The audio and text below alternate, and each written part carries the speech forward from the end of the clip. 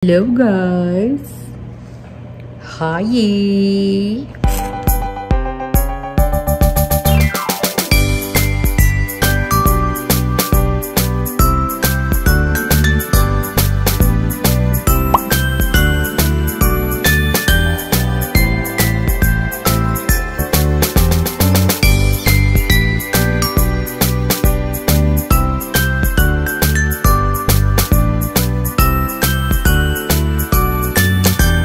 How are you people? Kagagaling ko ng duty. Nabinyagan na pala natin guys. Yung ating, ano tawag dyan?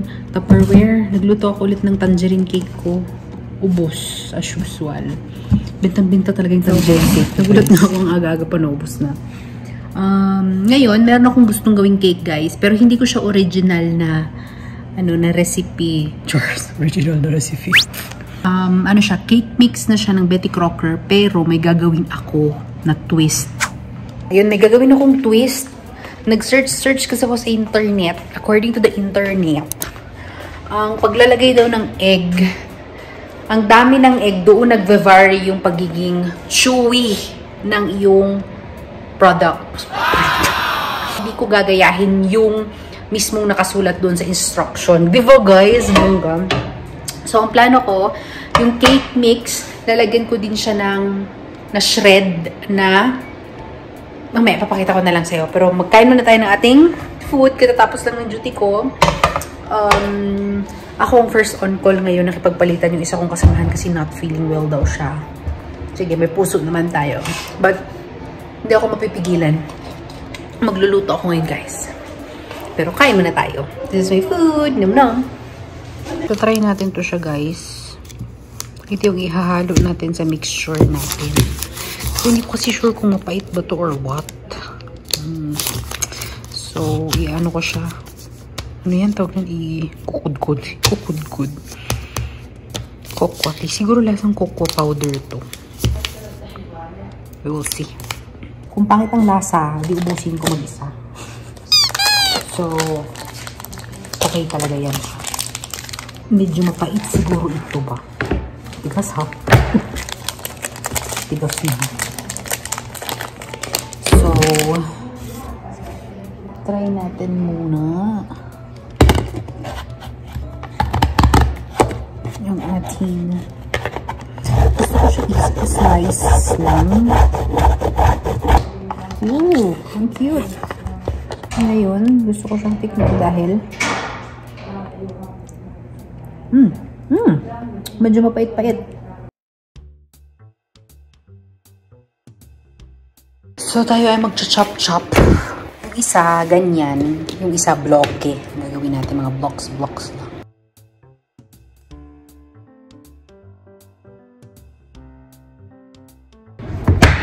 So, na-check ko na yung ano niya, yung instruction niya. 3 eggs ang kailangan, pero 2 lang ang ilalagay natin. Tapos, kailangan niya ng water, pero milk ang ilalagay ko. Prepare natin yun yung wet ingredients ko. Kailangan natin wet ingredients dito. Alright, buhos ko na lang yan. Tapos, kailangan kasi siya ng big mixer. So, dadahan-dahanin ko na lang siya na i-mix. Hanggang totally ma-mix siya. Kasi wala akong mixer eh. Wala sa akin guys, wala akong measuring cup. So, ito na lang yung gagamitin ko. I mean, measuring cup yung buhos-buhos, hindi yung ganito. So, kailangan ko ng 1 1/5 cup. Bongga yung 1/5. Ano ang 1/5? Hindi ko malapit na yung 1/4 to 1/5, diba?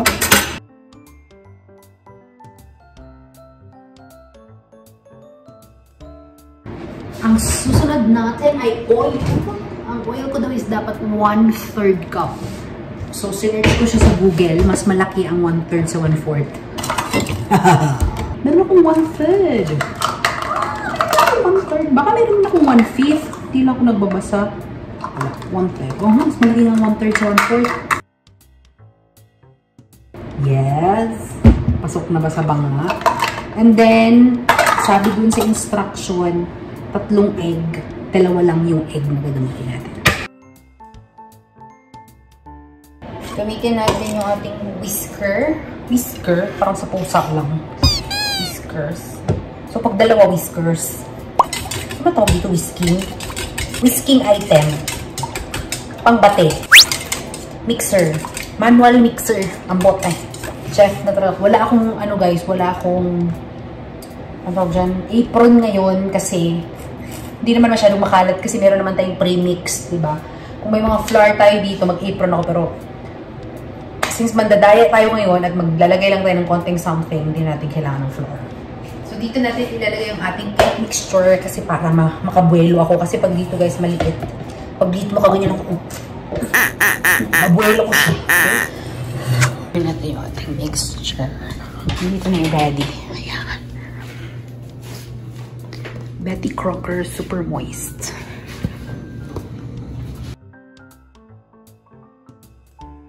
Binili ko pala ito guys sa yung last ko na video. Binili ko to doon. Kasi parang yung mga, yun nga, sa mga panahon ng katamaran.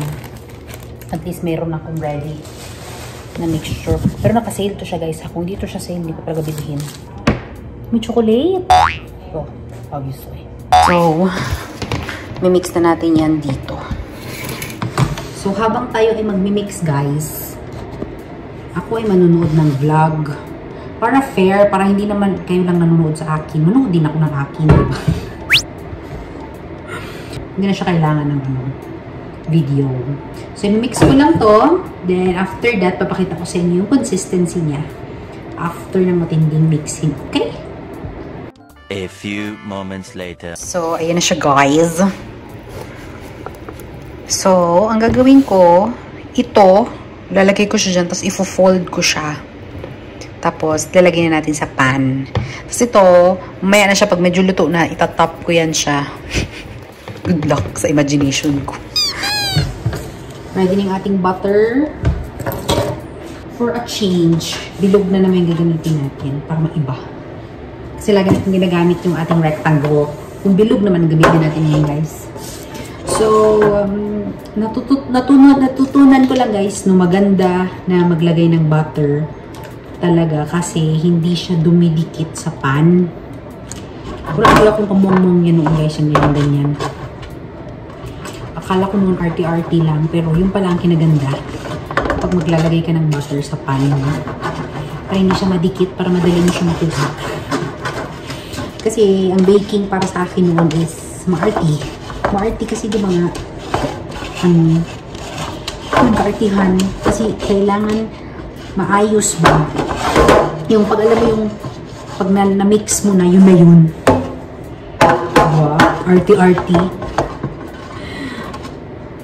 Ngayon, sa ayaw at sa gusto kong aminin, parang nagiging outlet, pang alis stress ko tuloy yung pag-debate na yun. Feeling ko bibili ako ng oven sa week ko.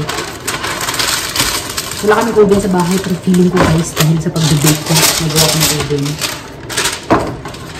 Ano lang ang mga pinag-debate ko guys, simple lang man din. Wala pa ako din sa level na mag-bake ng mga kung ano-ano. Tsaka wala din akong gamit. Kulang yung mga ingredients ko. Kahit gustuhin ko man mag-try sana ng ibang klaseng na binibake na naman. Gustuhin ko man mag-try. Ano naman ako ngayon? Ayan, enough na. So ngayon, i-fold na natin yung ating chocolate. Mainit na rin pala yung oven ko guys. Na-preheat ko na yun kanina. So, we will fold our chocolate chunks.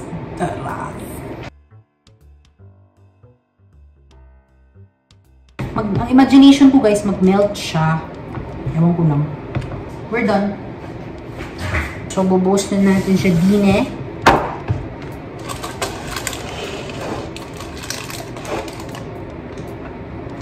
Ayan, may chunks of chocolate pa.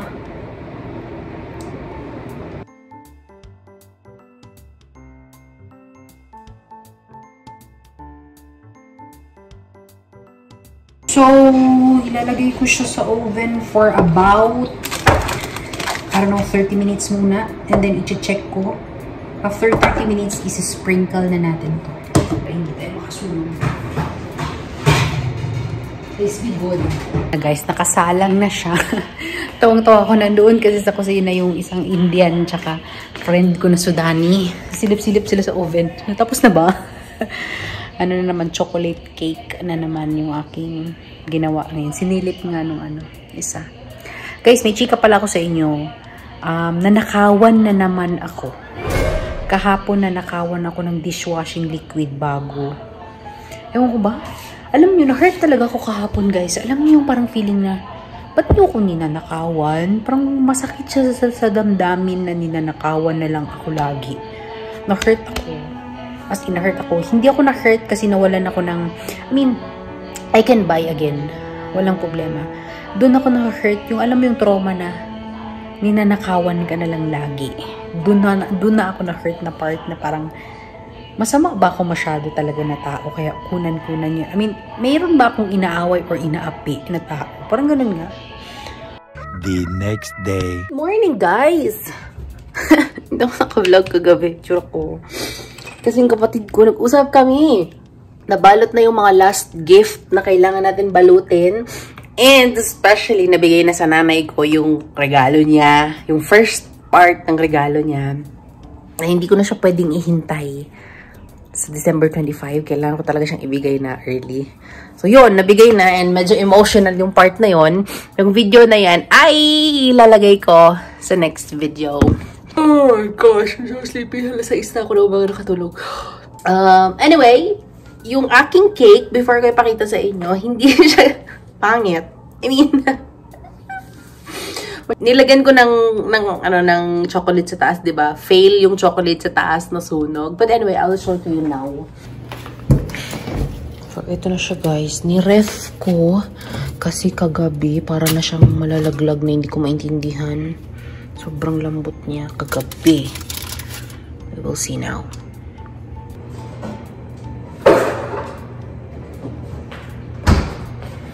Hindi ko na din siya na-vlog kagabi kasi naubos na siya. Naluto na siya. Nag-uusap na kami ng kapatid ko. Hindi siya pang malakasan. Ayan, oh. Naging successful yung sa loob, yung mga chunks. Yung sa taas ang mali.